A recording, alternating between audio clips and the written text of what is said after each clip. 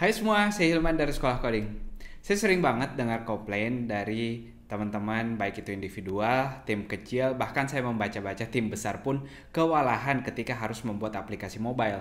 Di mana satunya ia harus membuat aplikasi untuk iOS atau iPhone dan satunya aplikasi untuk Android seperti ini. Masalahnya, masing-masing punya bahasa program yang berbeda.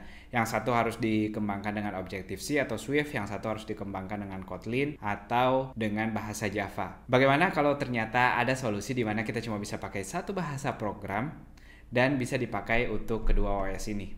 Atau kabar lebih baiknya lagi, bagaimana kalau bahasa programnya ini sudah familiar dengan kamu?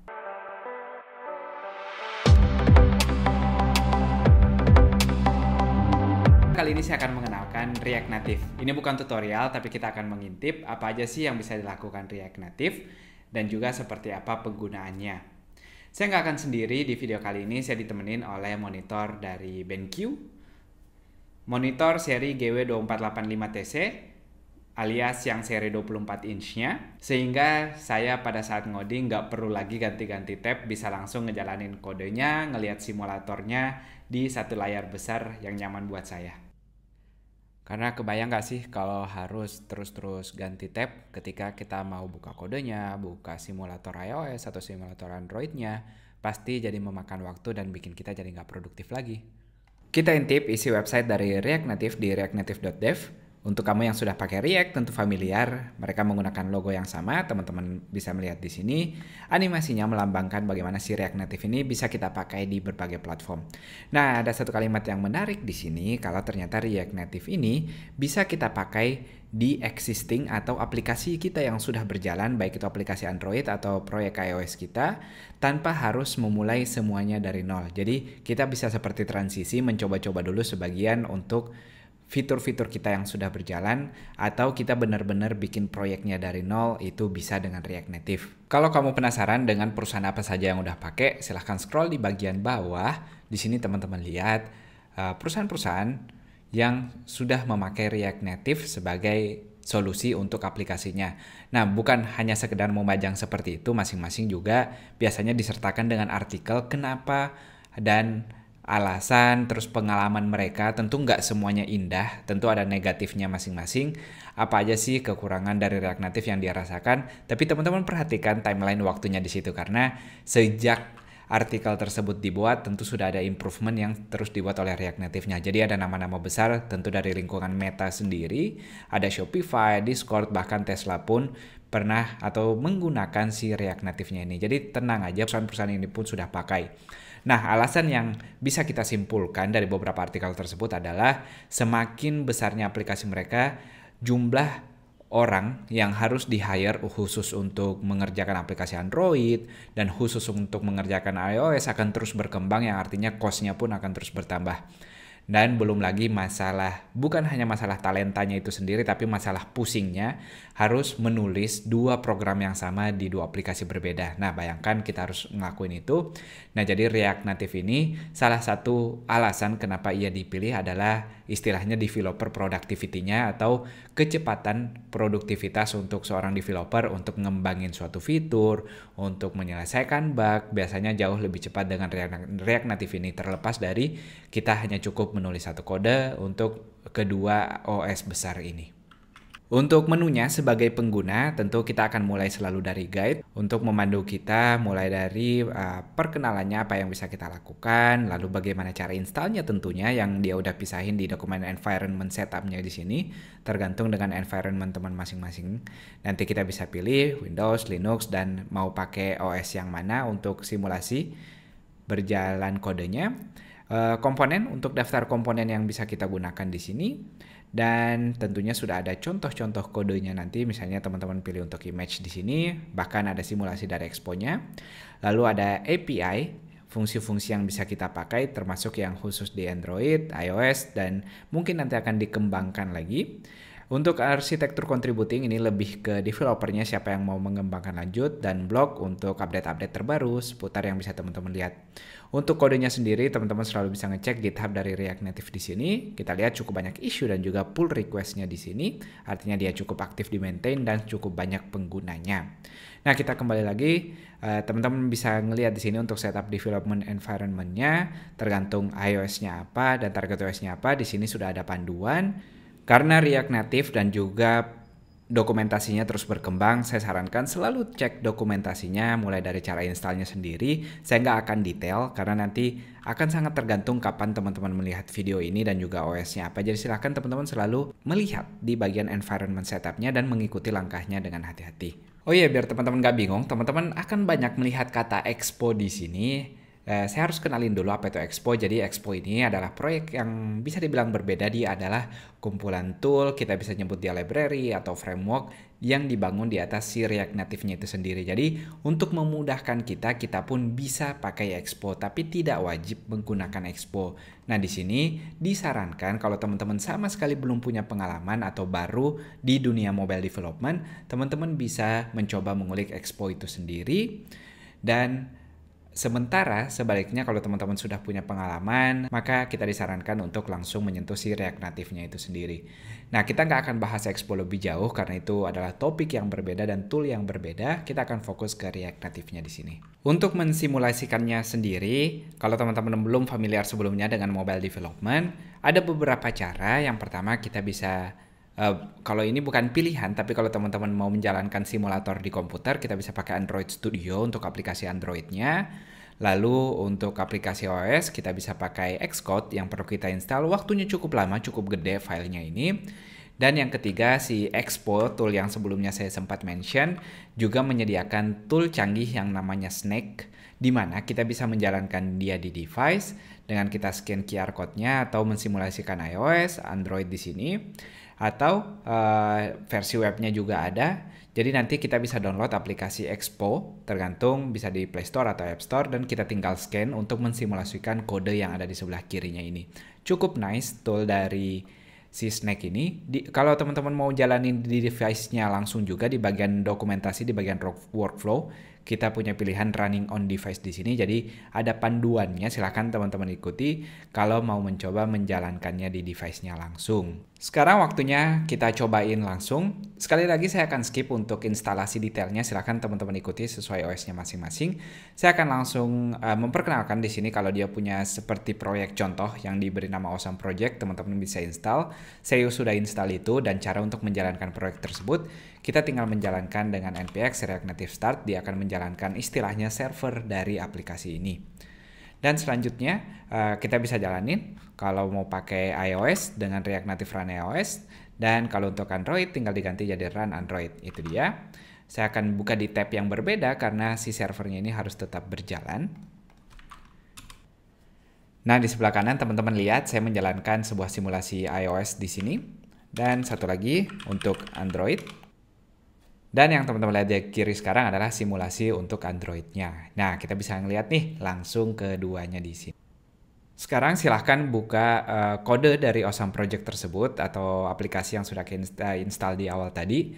Dan di bagian file app.js-nya di sini, ini adalah sumber apa yang teman-teman lihat di view-nya sekarang. Nah, kita bisa buktikan dengan mengubah salah satunya. Sebagai contoh di sini, kita bisa mengubah. Di sini dia ngasih title dan juga teks yang kita lihat step 1. Sekarang gimana kalau kita bilang step 1 sekolah coding. Saya klik save, teman-teman perhatikan simulator Android-nya langsung refresh, begitu juga dengan di sebelah kanannya. Nah, ini adalah salah satu poin jualan dari React Native-nya, di mana banyak orang yang ngeluh pada saat mobile development untuk nge-restart, untuk mengubah hal kecil aja butuh waktu untuk simulatornya berjalan. Nah, inilah yang disebut sebagai hot reload atau hot refresh yang ditawarkan oleh React Native, yaitu apapun yang kita ganti di sini, maka di view-nya bisa langsung mewakili meskipun kita menjalankannya secara langsung kedua aplikasinya di sini. Gimana ngodingnya sejauh ini? Lumayan seru ya. Saya pribadi suka dengan dokumentasi React Native yang cukup nyaman buat diikutin. Gimana menurut kamu? Monitor yang saya pakai selama mengeksplor React Native ini, di mana saya harus buka dokumentasinya di website, buka kodenya, menjalankan simulatornya, adalah monitor BenQ seri GW2485TC, yaitu seri 24 inch-nya. Nah, fiturnya banyak banget, termasuk saya bisa adjust ketinggian levelnya seperti ini, jadi bisa pas dengan ukuran mata saya pada saat saya mulai ngoding atau lagi pengen lebih tunduk dikit atau lebih atas juga bisa diatur. Ada juga mode display kalau kita mau bikin codingannya lebih kontras, sudah ada mode coding istilahnya, jadi emang dibuat khusus untuk programmer, bisa kita katakan seperti itu. Dan masih banyak lagi fitur-fitur lainnya yang bisa bikin kita codingnya jadi lebih betah. Sekarang waktunya kita lihat komponen-komponen dasar yang ada di React Native. Agar kita tidak mengganggu program Hello World-nya ini sendiri, saya akan membuat satu file di sini di bawah folder components-nya, seperti yang biasa kita lakukan di proyek React-nya. Kita misalnya ngasih nama hello.js di sini, lalu kita import kode dasarnya di sini. Jadi teman-teman familiar dengan struktur ini kalau sudah pernah bermain React, di mana kita membuat function di sini, function komponen, dan kita export functionnya. Di sini mungkin yang sedikit berbeda, dia bukan HTML tapi komponen teks namanya untuk menampilkan teks. Nah, saya akan import file ini. Kita akan import hello di bawah view-nya di sini. Tentu dia akan error sekarang karena hello-nya belum ketahuan dari mana. Karena itu kita harus import seperti komponen biasa. Hello dari komponen hello-nya. Nah, sekarang kita bisa melihat teks hello teman-teman yang ada di sini. Nah, tentu sekarang posisinya dia nggak sejajar karena memang kita belum mengatur posisinya dia, kecuali teman-teman ngebungkus dia di text section misalnya. Nah, kita lihat sekarang posisinya jadi lebih bagus. Nah, jadi sekarang kita lanjut dengan bermain-main. Misalnya kita mau coba untuk menginput teks. Nah, sama seperti di React, kita perlu membungkusnya. Kita bisa ngebungkus dia untuk nge-return sesuatu. Pastikan dia di satu root yang sama. Jangan lupa import view-nya dan juga text input-nya. Sekarang kita udah punya teks di sini dan juga text input. Teman-teman bisa ngelihat di sini saya ngetik. Nah, cuman sayangnya di sini nggak begitu terlihat. Karena itu saya harus memainkan stylenya. Kita sekalian melihat bagaimana sih caranya kalau kita mau memainkan stylenya. Jadi dia nggak seperti HTML CSS, kita nggak bisa nulis dia di CSS terpisah, tapi kita naruh dia di atributnya seperti ini. Jadi stylenya saya beri dengan beberapa atribut yang kalau teman-teman tahu CSS harusnya sudah familiar, cuman bedanya kita nggak pakai dash lalu namanya di sini, tapi kita sambungkan dan menggunakan camel case seperti ini. Tingginya kita atur border color dan juga border width-nya, jadi teman-teman bisa ngeliat di sini untuk input yang saya punya sekarang.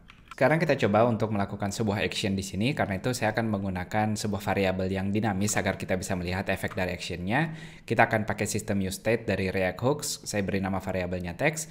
Pastikan kalau useState-nya belum diimport, kita import dari si React-nya. Jadi kita udah punya useState di sini, sekarang saya mau mengganti teksnya. Kita ganti jadi teks seperti ini. Nah, jadi sekarang hello nggak ada nilainya kecuali kita naruh di sini nilai defaultnya seperti sebelumnya, yaitu hello teman. Kita jadi bisa melihat hello teman. Nah, sekarang saya mau memberikan efek. Ini contoh kalau teman-teman mau memberikan event di sebuah fungsi seperti ini. Jadi sekarang saya akan masukkan namanya onChangeText, atau ketika teksnya kita ubah. Apa yang akan kita lakukan di sini? Kita akan ngasih tahu kalau saya akan mengambil dengan nama variabel newText, di mana kita akan ngeset teksnya tersebut. Kita beri namanya newText dan kita mengubah teksnya tersebut sebagai newText di sini. Kalau saya ganti jadi B, saya ketik, maka teksnya pun akan berubah. Jadi itu cara simpelnya. Saya juga sudah masukkan di sini satu komponen dasar lain yang mungkin sering kita pakai, yaitu button. Kita bisa kasih efek on press kalau teman-teman mau ngasih tahu on click misalnya. Jadi ketika dia diklik, kita akan memunculkan sesuatu. Jadi apapun fungsi yang teman-teman panggil pada event ini bisa dipanggil di sini. Dan ini untuk mengganti teksnya. Itu dia untuk contoh dasar komponennya. Kita udah melihat sekilas cara styling salah satu atributnya di sini. Tapi tentu kalau semakin banyak komponennya akan semakin banyak juga atribut yang akan membuat file kita nggak rapi. Nah, sebenarnya di contoh awal sudah ada contoh cara merapikan stylingnya. Kalau kita scroll sedikit di sini, kita bisa bikin dia jadi satu variabel sendiri, di mana kita pakai kata kunci style sheet dan juga metode create-nya untuk memberi nama, seperti memberi nama div, ID kalau di HTML, lalu masing-masing atributnya kita jelaskan. Jadi, anggap aja ini adalah text style yang kita punya. Dan cara pakainya nanti kita bisa lihat di sini tinggal menggunakan style sama dengan styles.nama yang kita pilih di sana. Jadi nama ini adalah nama yang bisa teman-teman pakai untuk bisa dipakai berkali-kali, bukan hanya di satu komponen saja. Dan keuntungannya kita bisa jadi merapikan filenya seperti ini. Secara umum untuk layoutingnya sendiri kita disarankan untuk mulai belajar Flexbox. Filosofinya sama dengan Flexbox yang ada di HTML, CSS pada website maksud saya. Jadi di sini pada dasarnya kita punya item flex yang bisa kita kasih deskripsi di sini. Contohnya dia berapa persen sih mengisi dari layarnya ini. Kalau di sini kita ngasih angka 1, 2, 3 sementara ada 6. Sementara ada 3 komponen, berarti cara hitungnya kita jumlahin semuanya 1 tambah 2 tambah 3, terus dibagi 6, jadi 1/6-nya, lalu 2/6-nya, lalu 3/6-nya, itu filosofi dasarnya. Lalu yang lainnya kita bisa mengatur arahnya, yaitu direction-nya bisa kolom berurutan atau row baris ke bawah juga bisa. Kita bisa mengatur arahnya kiri ke kanan, kanan ke kiri atau atas bawah, dan item-item flex lainnya yang bisa kita mainkan di sini. Jadi sangat disarankan untuk teman-teman pahami seputar Flexbox ini, walaupun di websitenya jarang dipakai, tapi di sini kita akan pakai banyak sekali untuk struktur dasarnya menggunakan layout Flexbox. Biasanya aplikasi kita terdiri dari beberapa halaman. Nah, React Native tentu sudah punya solusinya kalau kita mau menavigasi di antara screen-nya ini atau berpindah ke halaman lain. Ini seperti package sendiri, jadi kita harus install package-nya tersebut. Nanti ada tambahan tergantung pakai Expo atau pakai React Native-nya. Ini untuk tambahan untuk iOS-nya. Kita bisa pakai cara natifnya seperti ini, jadi kita bisa bikin beberapa halaman sekaligus dan menentukan halaman mana yang terbuka. Atau kalau kita intip dulu di sini di React Navigation-nya, jadi dia punya contoh untuk tab navigation yang biasanya kita lihat ada tab yang bisa kita klik di bagian bawah. Di sini saya udah akan perlihatkan contohnya. Jadi dua komponen sederhana ini akan kita jadikan navigasi di bagian tab navigatornya. Jadi kita punya tab home dan juga tab setting yang bisa kita tab seperti biasa. Teman-teman bisa lihat di Android pun hasilnya akan sama, tab navigasi kita berjalan dengan baik. Poin saya di sini adalah teman-teman nggak harus bikin semua komponennya dari dasar banget. Ada banyak banget solusi-solusi library seperti ini yang akan menghemat waktu kita. Jadi hal-hal kasus yang sudah biasanya terjadi seperti drawer navigation, di sini authentication flows, biasanya sudah ada contoh kode konkret yang bisa kita pakai langsung. Nah, itu dia teman-teman eksplorasi kita dengan React Native. Gimana? Saya pribadi sangat tertarik karena saya jadi bisa bikin aplikasi di dua OS yang berbeda dengan satu codebase yang sama. Gimana menurut kamu? Tidak lupa juga terima kasih untuk tim BenQ yang sudah memberi saya kesempatan untuk mencoba monitor GW2485TC-nya ini, yang sangat cocok untuk kamu yang butuh monitor kedua, terutama untuk mengembangkan aplikasi ini, di mana kamu butuh kadang satu simulator, kadang dua simulator dengan kodenya sendiri harus berjalan, dan juga membuka command prompt untuk menjalankan server atau memasukkan kode-kode lainnya. Itu dia, semoga teman-teman tertarik. Jangan lupa untuk terus mengulik-ngulik React Native ini. Saya juga nggak sabar melihat perkembangannya sejauh apa. Sampai jumpa. Dadah.